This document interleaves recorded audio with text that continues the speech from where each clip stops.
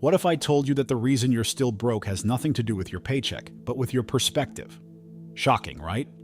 Many Christians believe that praying harder will suddenly rain down money, while others think business success alone will save them. The truth is neither extreme works. God gave us wisdom, not shortcuts. And ignoring that wisdom is why people keep running in circles financially. Think about it. We live in a world where people spend more time comparing themselves to strangers on Instagram than actually learning how to make money God's way. They brag about cars they don't own and vacations they can't afford, while their souls drown in debt. Isn't it ironic? In trying to look rich, they end up poorer than ever. And yet, the Bible has been shouting the solution for thousands of years, we just don't listen. Here's the bold truth. Financial freedom is not about luck, lottery, or even a raise at work.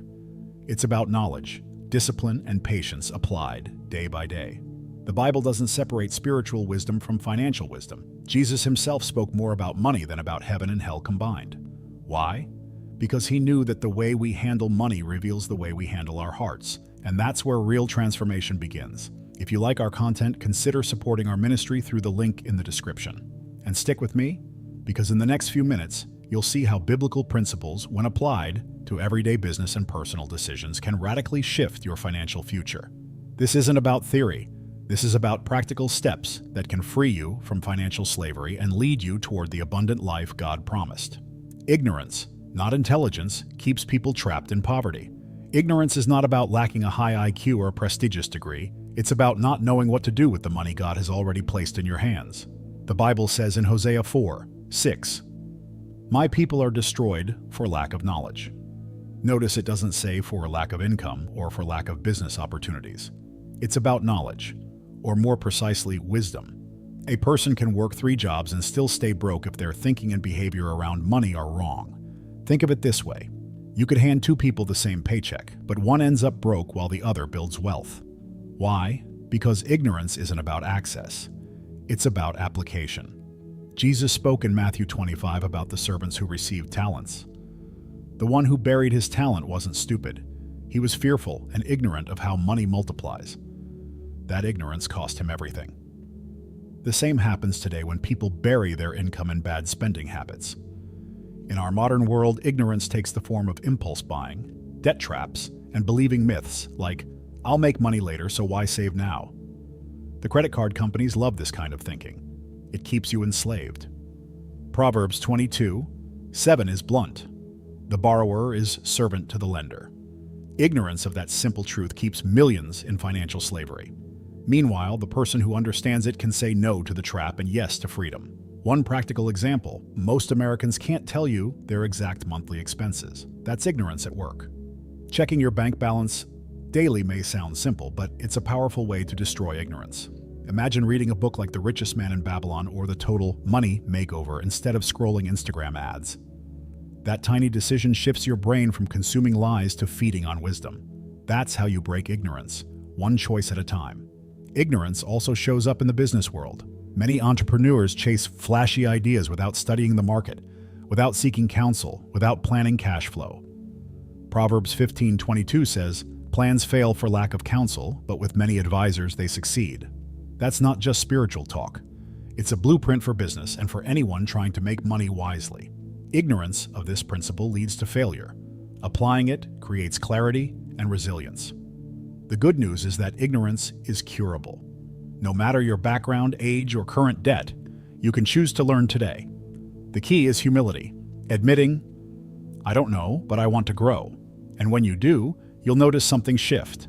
Suddenly, the paycheck you thought was too small begins to stretch further because wisdom multiplies what ignorance wastes. But this only makes sense when we see money not as a status symbol, but as a tool to buy freedom. Money as a tool for freedom, not a yardstick for status. One of the greatest deceptions today is using money to measure worth instead of freedom. People often compare their lives to neighbors, co-workers, or Instagram influencers, thinking, if I had their house, car, or business, I'd finally be happy. But the Bible reminds us in Luke 12:15, life does not consist in the abundance of possessions. True wealth isn't the number of things you own, it's the independence you enjoy. Money should serve you, not enslave you to appearances. Let's be honest. Many people don't even like the car or clothes they buy. They just like the attention they think it will bring. That's not freedom. That's bondage to strangers' opinions. Imagine standing before God and explaining you wasted decades of work just to impress people who barely noticed you. Ecclesiastes 4. 4 warns us, all toil and achievement spring from one person's envy of another. When money becomes a yardstick of comparison, contentment disappears. Using money as a tool means asking, how can this dollar buy me time, peace, or purpose? When you save and invest, you're purchasing freedom for your future self. For example, putting $200 into an index fund instead of designer shoes may not impress anyone on Instagram, but in 20 years that decision could pay your mortgage. That's the kind of quiet, invisible power that frees you from stress. Freedom doesn't shout, it whispers peace at night. Consider Warren Buffett. Despite being one of the richest men alive, he still lives in the same modest house he bought in 1958. Why? Because for him, money was never about status. It was about independence. Proverbs 13:7 echoes this paradox. One person pretends to be rich yet has nothing. Another pretends to be poor yet has great wealth. The difference is in how you view money, yardstick or tool. In business, this principle is critical. Some companies burn cash trying to look big. Flashy offices, expensive branding, risky loans. While others quietly build reserves, invest in people and grow steadily. Guess which ones last through crises? The latter. Money used as a tool strengthens foundations. Money used for status creates illusions. And illusions collapse under pressure. That's as true for individuals as it is for enterprises. Here's the shift. Instead of asking, will this make me look successful? Start asking, will this give me more freedom to live on God's terms? That one mental switch changes your spending, saving, and investing overnight. Suddenly, the goal isn't to outshine your neighbor, but to wake up tomorrow free from financial chains. And once you taste that freedom, you'll never want to go back. But freedom requires mastering expectations. Expectations versus reality. The biblical secret of true wealth. Most people don't realize that disappointment with money often comes from a gap, not a paycheck. The gap between what they expect and what they actually have. Ecclesiastes 5:10 says, "Whoever loves money never has enough. Whoever loves wealth is never satisfied with their income." That verse could have been written yesterday. Expectations rise faster than a reality can keep up, and that endless chase steals joy. Wealth, then, is less about what's in your bank and more about what's in your heart. Think about it. One person earns $50,000 a year and feels poor because they expect to live like a millionaire. Another earns the same $50,000 but feels rich because their expectations are modest and aligned with reality. The difference isn't the money, it's the mindset. That's why Paul said in Philippians 4:12, "I know what it is to be in need, and I know what it is to have plenty. I have learned the secret of being content." Contentment is the biblical hack to true wealth. This doesn't mean giving up ambition. It means redefining what enough looks like. For example, instead of saying, "I need a bigger house to feel successful," you can reframe it to, "I need a home that gives my family peace and safety." See the difference? The first is about status. The second is about substance. One enslaves you to an illusion. The other grounds you in gratitude. Gratitude narrows the gap between expectations and reality. On a practical level, this principle transforms business decisions. Many startups collapse because their founders expect explosive growth without the patience to build step by step. Proverbs 13:11 says, "Dishonest money dwindles away, but whoever gathers money little by little makes it grow." Setting realistic expectations allows businesses to breathe, adapt, and actually last. The same wisdom applies to personal finances. Slow, steady growth beats wild expectations every time. Here's an exercise. Write down 3 financial expectations you've been carrying. Maybe it's, "I should own a home by 30, or "I should make 6 figures." Now, compare that with your reality. Are those expectations biblical, realistic, or just borrowed from Instagram? This simple practice can free you from envy, shame, and the treadmill of comparison. The moment you adjust expectations, you regain control. And when you regain control, stress loses its grip. The secret is this: wealth isn't only measured in dollars, but in peace of mind. Lowering expectations doesn't mean lowering standards. It means aligning with God's wisdom instead of society's lies. That shift alone can make you feel wealthy before your bank account catches up. And once you understand that principle, you'll see why saving becomes not just financial strategy, but a spiritual discipline. The power of saving as a spiritual and strategic act. Saving money isn't just math, it's theology and practice. Joseph in Genesis 41 stored grain during 7 years of abundance to survive 7 years of famine. That wasn't luck, it was foresight. In the same way, every dollar saved is a declaration of faith that tomorrow matters. It's also humility, admitting that storms will come. Proverbs 21:20 puts it bluntly, "The wise store up choice food and olive oil, but fools gulp theirs down." Saving is wisdom in motion. Some people think, "What's the point? I barely make enough to pay bills." That's a lie that keeps millions broke. Even $5 set aside is a seed of independence. Ronald Reed, a janitor who died leaving millions, became wealthy by saving small amounts consistently and investing patiently. His story proves that saving isn't about income level but about discipline. Every saved dollar is a soldier working for your freedom while you sleep. That's strategy, not luck. Treat savings like rent, non-negotiable. Imagine your bank automatically pulling 10% of your paycheck into a savings or investment account. Over time, those invisible deposits become visible peace. Why? Because one day, you'll face job loss, illness, or crisis. And the savings will speak for you. Think of it as building your ark, like Noah, not when it's raining, but when the sun is shining. That's faith plus foresight in action. Saving also breaks the spirit of impulsive spending. Each time you choose to save instead of swiping a card, you're saying, "I'm not a slave to desire. I'm a steward of God's blessings." That's powerful. Jesus said in Luke 16:10, "Whoever can be trusted with very little can also be trusted with much." If you can't manage $100 wisely, why would heaven trust you with $10,000? Saving is training for greater responsibility. In business, savings create resilience. Companies with cash reserves survive downturns, while those chasing appearances collapse at the first crisis. The same is true for households.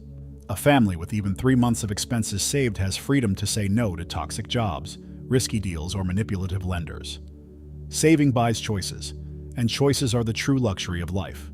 Independence is always more valuable than status. The paradox is that the world calls savers boring, but the Bible calls them wise. And when you start to view saving not as deprivation but as preparation, your perspective shifts. You'll see saving as worship because you're honoring God with stewardship. And once you grasp this, the principle of compounding takes saving to another level, transforming small deposits into great harvests over time. Compound interest, the modern parable of multiplied talents. Jesus told the parable of the talents in Matthew 25, where servants were entrusted with resources. 2 multiplied what they were given, but 1 buried his. The master praised the multipliers and condemned the one who hid his gift. That's compound interest in action. When you put money to work, it multiplies over time. Ignorance buries. Wisdom multiplies. The secret? Patience. Time turns small seeds into massive harvests. Here's the math. If you invest $100 at 10% interest, in a year you have $110. In 2 years, $121. It's not just the $10 growing, it's the growth on top of the growth. Warren Buffett built most of his fortune after age 60, not because he suddenly got smarter, but because he let compounding work for decades. The biblical echo is Galatians 6:9. Let us not become weary in doing good, for at the proper time we will reap a harvest if we do not give up. This principle humbles the proud and empowers the ordinary. You don't need Wall Street tricks or insider formulas. You need consistency. A janitor who invests $50 a month in index funds faithfully for 40 years can outperform a millionaire who constantly chases hot stocks. Why? Because compounding favors patience over genius. It's the ultimate example of how God uses the foolish things to confound the wise. 1 Corinthians 1:27. Compounding is also a mindset shift. Instead of asking, "How can I make money fast?" you ask, "How can I let time multiply my effort?" In business, this looks like reinvesting profits instead of showing off. In personal life, it looks like choosing growth assets over instant gratification. Compounding rewards those who see money as a servant to long-term freedom rather than a tool for short-term status. Practically, the easiest way to harness compounding is through index funds, retirement accounts, or dividend stocks. These vehicles quietly grow behind the scenes while you live your life. Imagine investing $300 a month for 30 years at 8%. That's nearly $500,000. The math feels miraculous, but it's simply the reward of steady stewardship. Proverbs 13:11 captures it. Whoever gathers money little by little makes it grow. The danger is quitting too soon. Most people never see compounding's magic because they interrupt it, cashing out early, panicking in downturns, or chasing shortcuts. But if you can stay the course, the results are staggering. That's why the parable of the talents ends with promotion. Well done, good and faithful servant. The same reward comes to anyone who lets their money multiply faithfully. And understanding this leads us into the deeper truth. Being rich is not the same as being truly wealthy. Being rich is not the same as being wealthy. The biblical difference.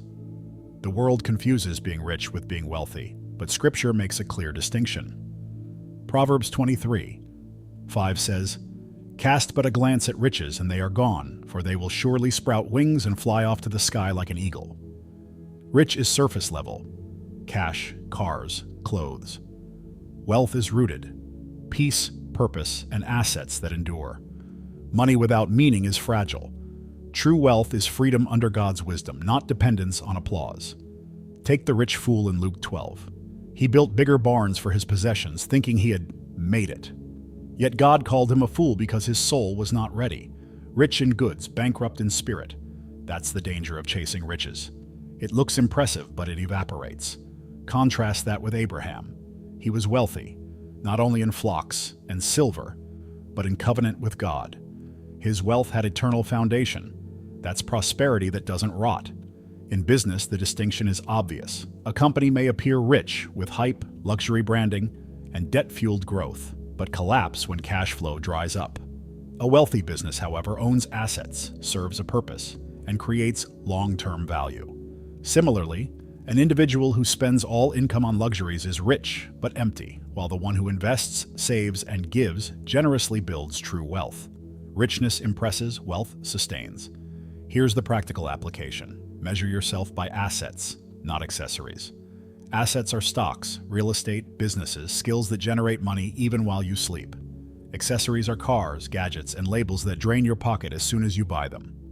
Ecclesiastes 5:19 declares, "When God gives someone wealth and possessions and the ability to enjoy them, this is a gift of God. Enjoying wisely is wealth. Flaunting blindly is riches." The rich mindset says, "How much can I spend to look successful?" The wealthy mindset says, "How can I invest to create freedom and impact?" That's why giving is central to biblical wealth. The rich hoard, but the wealthy steward and release. Proverbs 11:24 says, "One person gives freely, yet gains even more. Another withholds unduly, but comes to poverty." Wealth flows, riches stagnate. The flow brings joy. The stagnation brings stress. So the next time you admire someone's lifestyle, ask, are they rich or truly wealthy? It may look glamorous, but without stewardship, it's sand. Wealth, on the other hand, might look ordinary, but it carries peace that no status symbol can buy. And here's the challenge. Wealth takes time and patience, which is exactly the next secret we need to explore if we want to live with freedom and not with fear. The discipline of patience. How to invest without losing your soul's peace. Patience is the rarest currency in today's world. Everyone wants to make money fast, flip investments overnight, and get rich yesterday. But Proverbs 14:29 says, "Whoever is patient has great understanding, but one who is quick-tempered displays folly." The same applies to finances. Rushed decisions usually cost you money, while patience multiplies it. True investors know, time in the market beats timing the market. Think of farming. No farmer plants a seed today and expects a harvest tomorrow. Yet people do that with stocks, businesses, and even relationships. James 5:7 tells us, "See how the farmer waits for the land to yield its valuable crop, patiently waiting for the autumn and spring rains." Financial growth follows the same law. Invest, water it with discipline, and wait. Patience is not passive. It's active trust in God's timing. In business, patience separates those who endure from those who flame out. A startup that rushes for explosive growth often burns cash and collapses, while the patient entrepreneur reinvests, builds teams, and expands steadily. The same holds in personal investing. Index funds don't look exciting day to day, but over decades they transform ordinary workers into millionaires. Patience turns small streams into mighty rivers. Here's a practical picture. Imagine two friends each invest $10,000. One panics at the first downturn and sells. The other waits through the storms for 20 years. The patient friend ends up with triple the wealth. This is why Ecclesiastes 7:8 says, "The end of a matter is better than its beginning, and patience is better than pride." Impatience is pride, thinking you know better than time. Patience is humility, trusting the process. Patience also preserves your peace of mind. Anxiety eats profits faster than taxes. That's why disciplined investors set a plan and then rest. They don't check prices every 5 minutes. They check principles. They live by strategy, not emotions. Proverbs 16:32 reinforces this. Better a patient person than a warrior, one with self-control than one who takes a city. Self-control in money is worth more than conquest in business.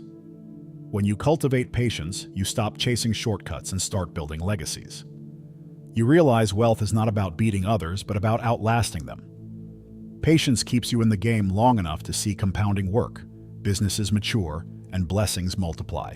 And once patience anchors you, the question becomes, how will you use this freedom and wisdom to serve God's purpose in your money and business? So now you've seen it. Ignorance keeps people poor, status enslaves them, and patience with biblical principles sets them free. The question is, what are you going to do with this knowledge? Will you keep scrolling, comparing yourself to others? Or will you finally decide to apply wisdom to your money and business? Freedom doesn't come by accident, it comes by decision. What would happen if starting today you treated saving not as optional but as sacred? What if you began investing little by little instead of wasting it on things that don't last? What if you shifted your expectations, stopped chasing riches, and started building real wealth rooted in God's truth? These aren't just what-ifs. They're invitations to change your story. Write in the comments, "I am a steward of blessings, not a slave to debt." And watch how this powerful declaration begins to shift the course of your business and your finances from this day forward. And remember this, the Bible never promises comfort zones, but it does promise abundance for those who steward well. Don't settle for surviving when you were called to multiply. Don't let your paycheck die in bills when it could live in investments. Don't let fear keep you from freedom when God already gave you wisdom. If this message spoke to your heart, consider supporting our ministry through the link in the description. And don't forget to subscribe and hit the notification bell so you can keep learning how to make money, build business, and honor God at the same time. Your next financial breakthrough might just start with the step you take today.